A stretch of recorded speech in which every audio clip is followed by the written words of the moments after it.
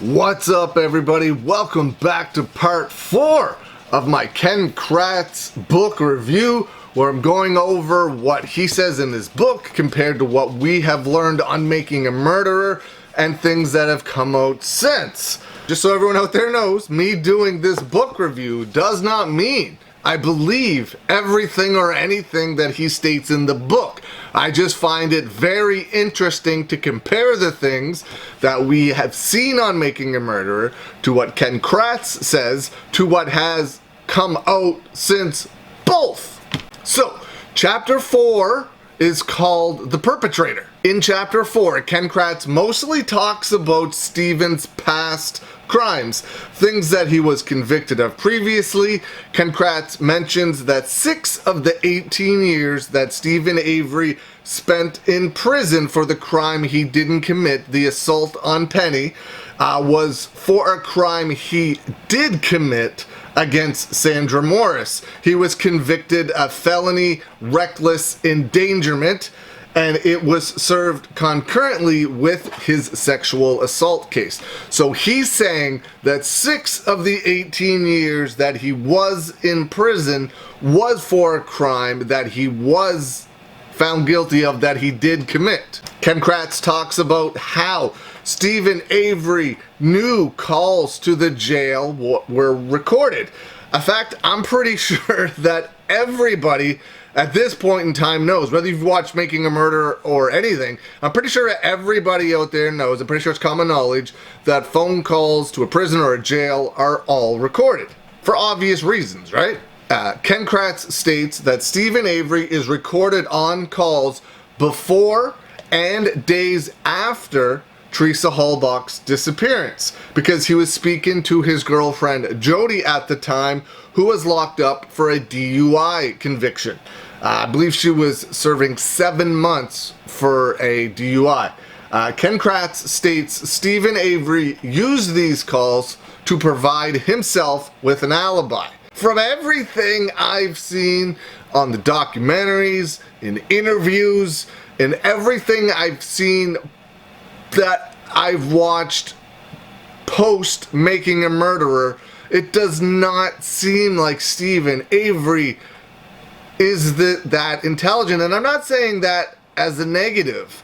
I'm just saying that's what it comes across as. But Ken Kratz is stating that he believes Steven Avery is intelligent enough to use these phone calls with Jody to give himself an alibi for the murder of Teresa Halbach. He thinks Steven is smart enough to think in advance and manipulate the system.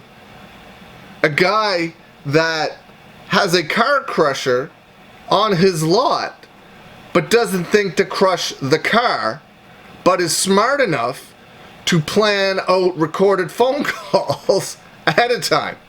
That's what I mean about not being intelligent enough. And like I said, I don't mean that as a negative. That's just the best way to describe it. That he's smart enough to manipulate the system with phone calls, but is not smart enough to crush a car on his salvage lot to get rid of evidence. It doesn't make any sense to me at all. Ken Kratz talks about the phone call that Steven Avery had with Jody on the day Teresa Halbach was murdered, which happened at 5:37 p.m. Supposedly, allegedly during the murder. During when either Steven Avery allegedly had put, this is Ken Kratz's theory obviously, had put Teresa Halbach in the RAV4, or she was still tied up in his bedroom. Ken Kratz states he finds the casual nature of the call unsettling because Steven Avery mentions he's got a new big television set and that he just brought his Jeep and snowmobile home. Maybe the casual nature of the call and his calm voice was because he wasn't actually doing anything.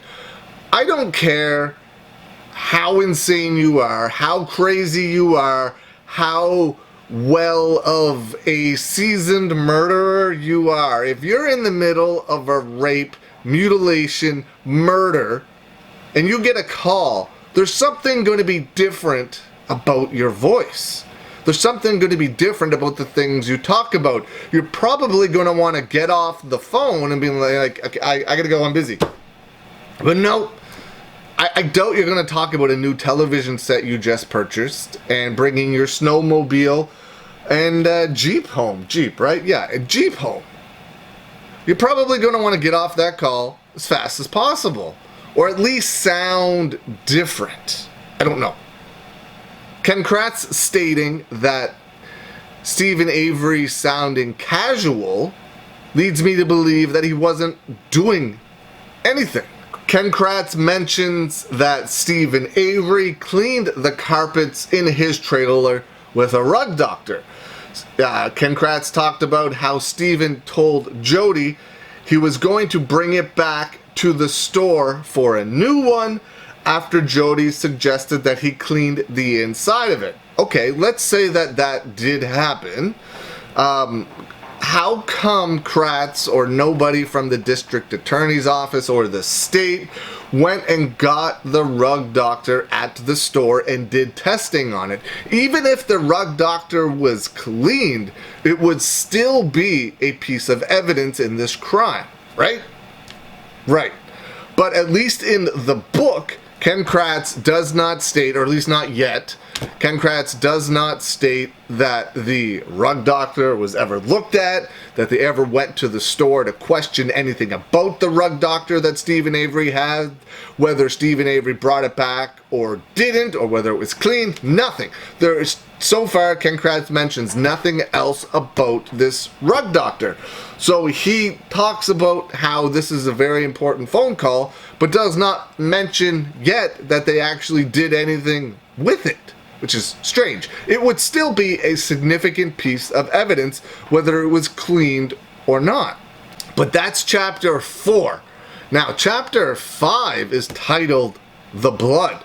So that's going to be extremely interesting to see what he talks about in this chapter. Looking forward to reading that one. But yeah, this chapter is mostly about what Steven had done in the past. Not a ton of new evidence was revealed in this chapter about the Teresa Halbach case. Just a couple of things that I mentioned. Ken Kratz's book, in my opinion, it still brings up more questions and not answers, like Ken Kratz talks about in his book, stating that this is going to prove Steven Avery is guilty. So far, it just brings up more questions for me. I don't know. For anyone else out there that has checked the book out, what do you think of it up until this point? Chapter 4. I'm not skipping ahead yet. I'm just at chapter 4. It doesn't prove anything as far as I'm concerned rating it. Maybe it gets different as the book goes on. I guess we'll find out. I hope everybody has a good day, and I will see you all again soon.